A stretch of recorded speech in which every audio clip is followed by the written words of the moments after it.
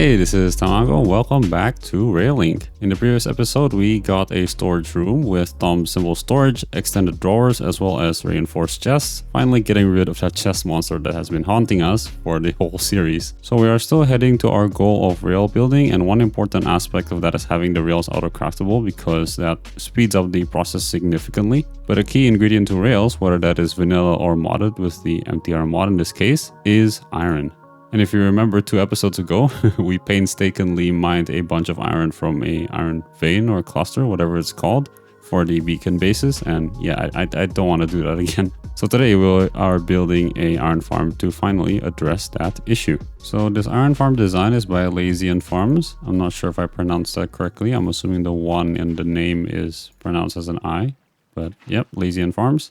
And I chose this one specifically because it is reasonably big for our needs, right? Because we need a lot of iron. And it's not that hard to build as well. So I think it's a good balance. So the center hole will be where the iron golems fall down. So this is just 30 blocks. All right, here we are at Y38. And we just need to dig in some random direction. This will be where our room for collection would be and where we can go back up to the surface after collecting our iron. So here's where the interesting part is. I am not going to go the vanilla route with the chests. I will use barrels here, one for the iron and the other one for the poppies that the iron golems drop. Okay, so the drops are going to be collected by hoppers, but how do we ensure that these drawers get the iron and the poppies separately? Well, we're going to use a little storage network here from thumb symbol storage, and we are going to pipe in the farm drops into this hopper over here, which this inventory hopper. This will put things into the system. Oh, and before I forget, let's put on these 2 upgrades so that hopefully these will be able to store a lot of iron. Okay, next up is a bunch of signs and the lava that goes on top of it. That will be the killing mechanism for the golems. And the lava can go somewhere in the center over there. Something like that. Hopefully it won't burn our barrels. I think that should be enough distance, right? And that's basically the collection system done. All we have to do now is just dig out here. The tutorial uses ladders, but I think I'll use a bubble elevator because 30 blocks is not trivial to get back up and down. So just a standard 2-column design. One will be the upwards and the other will be the downwards, which I don't use magma blocks. I'm just going to use a bucket of water, which speaking of water, I don't have any of.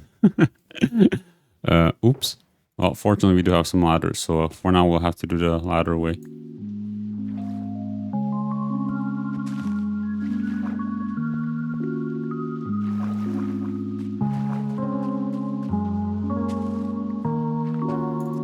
There you go.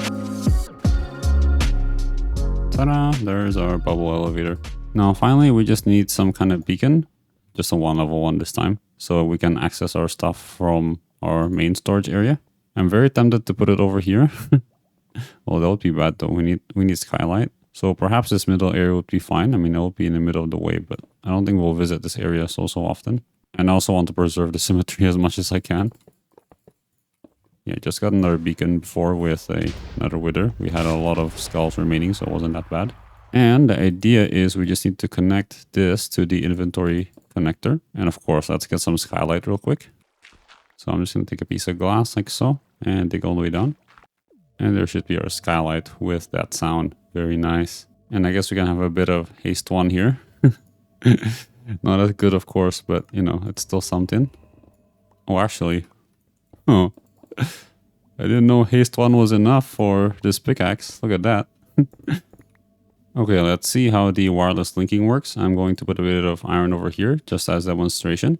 So we have to right click this inventory cable connector that is touching the beacon, and we can add a new connection, or I'm not sure what this is exactly called. I want to call this the iron farm because that is what we have. And this should be set to provide inventories for remote access because we want the main storage network to be able to see items in here. And back here, we can just use some cables to connect this to the beacon. Oh, thankfully I have my shulker box here. I left the connector over there. And we can select iron farm under the setting access remote inventories. And theoretically, we should be able to see that iron. Now, unfortunately, we already have some iron in here. So I still can't get over having this beacon of light. I think this is the first time I had a proper beacon in a survival world. It's quite beautiful, actually. Okay, seems like there's still a bit of an issue. Let's make this a public channel. So this should be provide inventories for remote access. And there's 63 iron in here. I just took, I think, the rest of the iron out of the system. So we should see 63 in the system. Okay, let's see. Do we have 63 iron in here? Yes, we do. Okay, beautiful. So that's the way that works. We can just pull out iron here as much as we need to from the main network, or actually from our inventory itself, right? Because we have the wireless terminal anywhere in any dimension. Oh, and while we are down here, I think it's probably a good idea that we lock these drawers so other things can't get in here. I'm pretty sure we have a poppy. Yes, we do. So just lock and lock. Is it shift click? Yeah, there you go. So nothing will come into these things, even if they lose all their items. Like so. All right, that's the functional part of this area done. Let's make it look decent, shall we?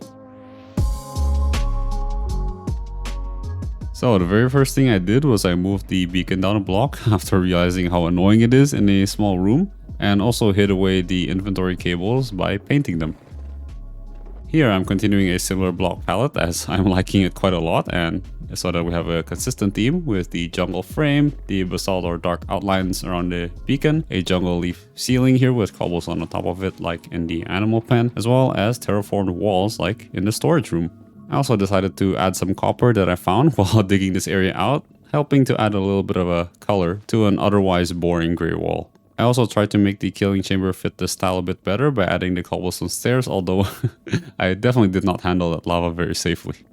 And again, more asymmetries here with those fences and glass panes, and the frame around the bubble elevator, which has that depth asymmetry at the right because I was too lazy to replace the signs that I already placed there. That's the collection area done, so next is the area above ground. Here I tried to create a small hut for the entrances to the bubble elevators in the same style, although I have no idea how to do roofs. So here I'm just using some jungle slabs bordered with some deep slate slabs to add some interest and reinforcement. Let me know if you have any suggestions on how to do roofs, because I have no idea. And here again, you see you have the basalt outline, the leaf ceiling, the gray mix for the floor, and some fences there to add some depth to the columns. But yeah, you may notice that most of my builds are inside instead of outside because I have no idea to the exterior, basically.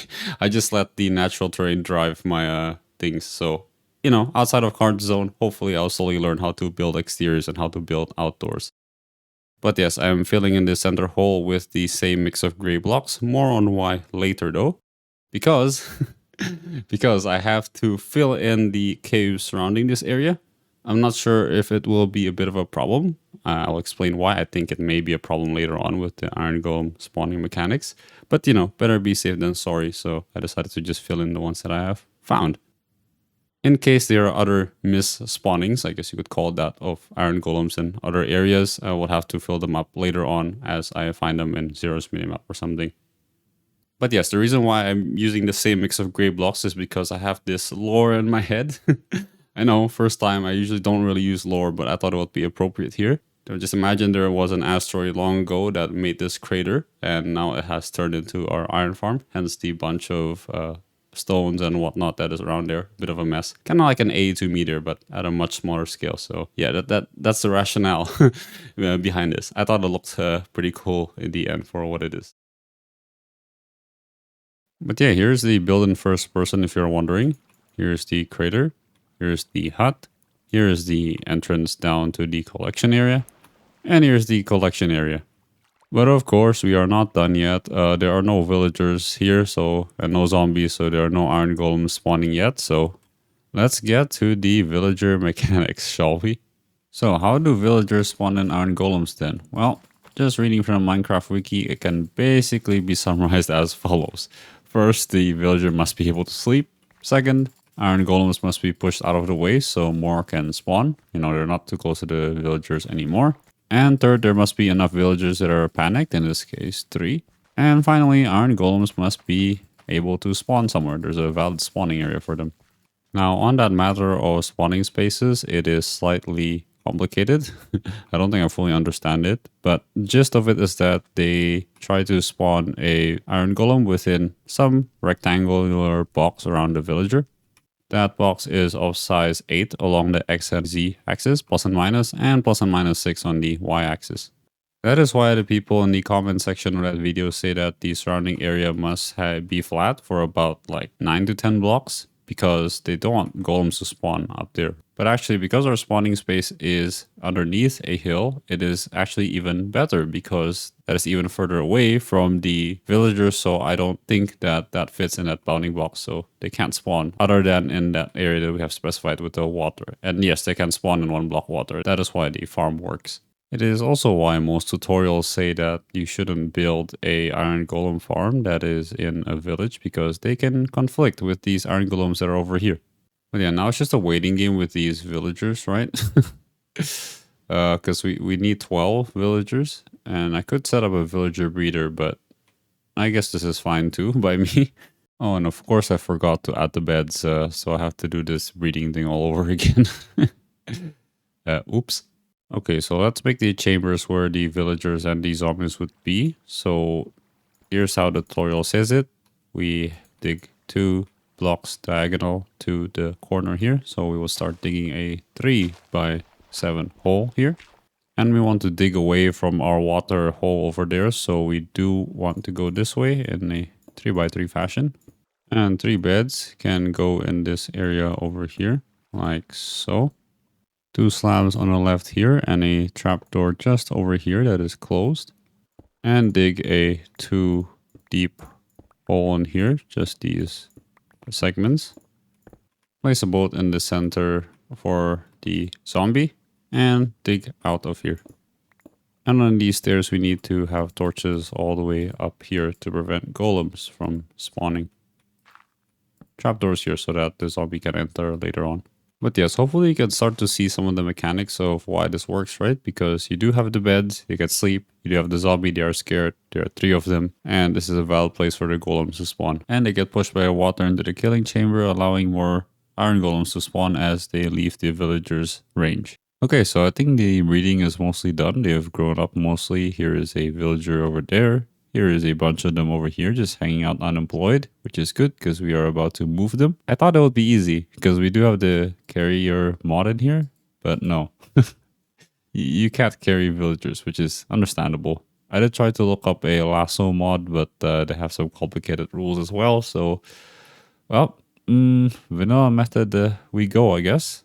And so I had to collect some rails before from a mineshaft. That took a bit of time, but yeah, it was quite nice. I got lucky that there was a mineshaft nearby the cave that we have already explored, because the existing mineshaft that we had before is basically out of rails. It wasn't super big, or maybe I just wasn't looking at the map properly. But yeah, we're just gonna transport them by rails. Yeah, on brand, right? But yeah, it's quite far, so this is gonna take a tiny bit of time. Okay, that was probably the most makeshift thing I've made in a while. Let's see if this works. I'm especially concerned of the segment that is very wobbly. Not wobbly, how do you call it? Yeah, okay. It's not gonna go past these curves, I think. Oh no, my vocabulary is have been infected by Purplix. How? You know, Purplix is how is it called instead of what is it called? So okay, let's try one more time and see how this goes. Right, better here, a bit better, yep. Okay, maybe I need to add something there. But yeah, I'm probably not gonna keep this. This is extremely temporary, made in like 10 minutes just to get the villagers transported. Okay, good. It seems to work this way, so it probably would work the other way, but let's just test it just to make sure. Okay, yeah, should be fine, I think. They should be carried over here though, so that is what I'm going to try to do. Okay, different strategy here. I'm trying to put it like in the middle of the road. Ah, go on. Okay, that mason's going to the place. Oh, they are going to their places. On the way. You're a novice, right? Yeah, okay. Come. Oh, shoot. Hit them. I hope you go in the minecart so you don't tell anyone. Okay, let me just try to get another one in here. There's 2 of them. One of them just needs to come on, like so. Yeah, there you go. Oh, finally. Okay, so that's 3 villagers done for that first segment. Hopefully none get stuck. Yeah, they're both here. Okay, here we go. Oh. Okay, break the rails. Okay. Now you go back in the tracks. Like so. Yeah, let's just do this for now. And let's try to get rid of one of them from here with F3B on this time. So hopefully I don't hit the villager. That's the first one. And here's the second one. And here's the third one if I can hit it right. There you go. And we could push them down here. It's very hard, is it? There you go. There's one. Maybe we can use a water bucket. Let's see. Wow, they are extremely persistent. There you go. Oh boy, that was hard. Finally. And this can be covered up now. Like so. And now I just have to repeat this for the other pods. And yes, I did make the other 3 before. What? You can do that?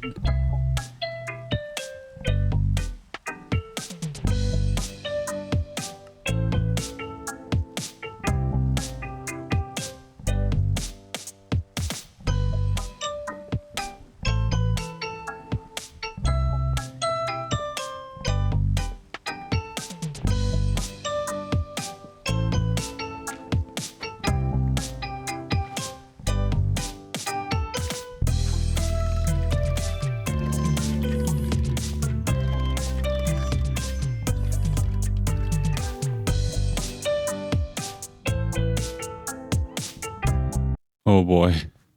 Oh. I am a very good rail builder, am I?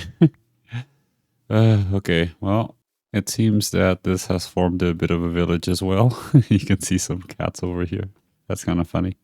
Okay, the question is, do we have enough villagers? So we need 3 more. Yeah, just one of you need to come. There you go. Yeah. And I think we just need 1 more and we should be good to go. All right, here's the third one. This one's a bit risky, so let's just pour in the water first. Oh, no, that one fell in too. Oh no, entity crabbing. Entity crabbing. No. Okay.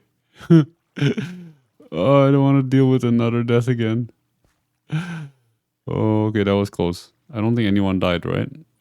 Let's see. We need to push this last guy off here into the place. Now I just need to check that everyone is okay. Yeah, there is 3. Okay, that is good. That is good and well. Okay, that is finally the villager part done. With the 1 rocket to spare. My, that was very stressful and annoying and time consuming, but yeah, I guess this thing comes by experience, you know? But yeah, for now I think I'll just leave the rails here. I'm not sure what exactly to do with them yet, so yeah, they'll just be staying here for now. This one's getting covered up and we are basically done. All we have to do is just wait for night and get the zombies in. And the way we lead those zombies in is by these trapdoors that we have set up over here. Oh, we should look at that as the sun sets. It's pretty beautiful, isn't it?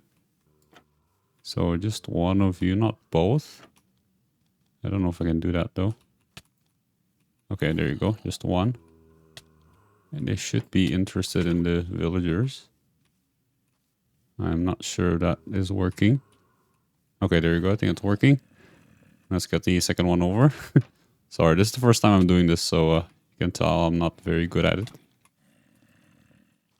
Okay, there's another one. Fortunately, I am quite invincible now with my armor. So. Okay, now you come here. I think if I just move out of the... Oh! I have a history of being very good with creepers, so, you know. That's that. But if I just go away for a bit, I think it should... Yeah, there you go. That one's already set. So I'll just need to check on these other 2 locations. Oh, this one's still kind of stuck, yeah. Probably because it's a bit too far. Bit too far. But yeah, at least the good thing here is that the iron golems are spawning, as you can see. Okay, did that finally do it? No. What is going on? Oh, there you go. Finally sat in there. That's good. And yeah, just a quick check. I think the iron golems are spawning here, and I don't see them in any other weird spots on the map. So I think it's working. We'll just leave this to be and see if the rates actually match with what is advertised in the video. Okay, so the stuff is coming in. It's just not coming into the system. Is this really that strict with direction of hoppers? So it has to come in here? Maybe. Let me just fix that with 2 more hoppers. So this goes here and here. I think if I put in this, does this clear out? Okay, so I've been staring at this and trying to figure out what is wrong. I think the issue here is that the iron is circulating here over and over again because it thinks that these hoppers are inventories. I think that is part of the problem. Well, to fix this issue, I think I will just reroute this to be downwards. So let me just do this real quick. I cannot speak properly. I don't want iron golems to get disturbed again. But that this can go route into this hopper. Again, has to go into the backside with some inventory cables into the inventory connector here. So these are now 2 separate inventories. And we also save them some hoppers. And now we should start to see iron coming in properly. There you go. So now we have 500 iron just like that. But yeah, the very last thing I think I'm going to do is I'm going to add a spare chest over here just in case there's some other junk that comes over here. Like I think before there was some rotten flesh. I don't want that to clog up the system. Unfortunately, due to some complicated reasons, I'm not sure why I can't set priority on this thing. The inventory cable connectors that are filtered have a higher priority than just things that are adjacently connected to the inventory connector. So if I want to prevent things from coming into this chest, that is just what I have to do. But you can see that with this way, the stuff will go into the drawers first and not any of it will go into this copper chest. But yeah, I think that's pretty much it for me today. We got what we wanted, an iron farm, and it is done in the style that is done throughout the rest of the base. Thank you Lazy Farms and intern IanXO4 for the design. Yeah, I hope you enjoyed today's video. Have a good rest of your day and, as always, God bless. Thanks for watching.